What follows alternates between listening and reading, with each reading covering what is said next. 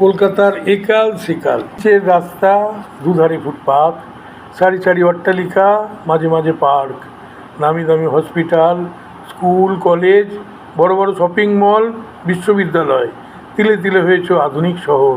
আজ তুমি সত্যিই সুন্দর। মনে পড়ে কলকাতা?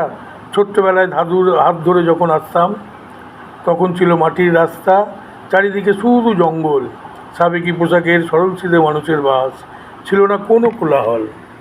তুমি আমার সাথে গল্প করতে, সুখ দুঃখের কথা বলতে, বলেছিলে এক ফোঁটা দুধের জন্য শিশুটা তার মায়ের স্তন কামড়ে নিয়েছিল, আর কাতর যন্ত্রণায় মৃত্যুর আগে মা শিশুটির গলা টিপে মেরেছিল। অতীতের সেই স্মৃতিগুলো আজও চোখে ভাসে বারবার। বিশ্বাস করো, সে কথা আজও ভুলিনি, সে কথা কখনো ভোলার নয়। যতই ভোলার চেষ্টা করি, তা কি কখনো ভোলা যায়? বলতে পারো, তুমি কি সত্যিই সুন্দর হয়েছো, না চাকচিক্যের আড়ালে কুৎসিত রূপটাকে ঢেকেছ? তোমার গর্বের ফুটপাতগুলো হয়েছে হকারদের স্বর্গ আর উদ্বাস্তুদের বদ্ধভূমি।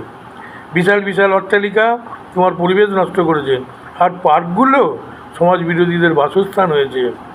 জানি তুমি স্বীকার করবে না, বলবে রাস্তায় সুন্দর সুন্দর বাস চলছে, ট্রাম চলছে, মেট্রো রেল হয়েছে, চক্র রেল শহরটাকে ঘিরে রেখেছে, বড় বড় ব্রিজ হয়েছে, তোমার কলকাতা A1 সিটি হয়েছে।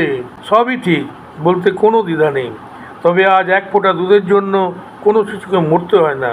কিন্তু তুমি কি জানো, ভোগ বিলাসের লোভে কলকাতার সুন্দর সুন্দর রমণীরা নিচুদি রাত্রি ইজ্জত বেচে, আর তাই দেখে রাস্তার কুত্তাগুলো ঘেউ ঘেউ করে বলে, তোমরা আমাদের চেয়েও অদম, তোমরা আমাদের চেয়েও অদম।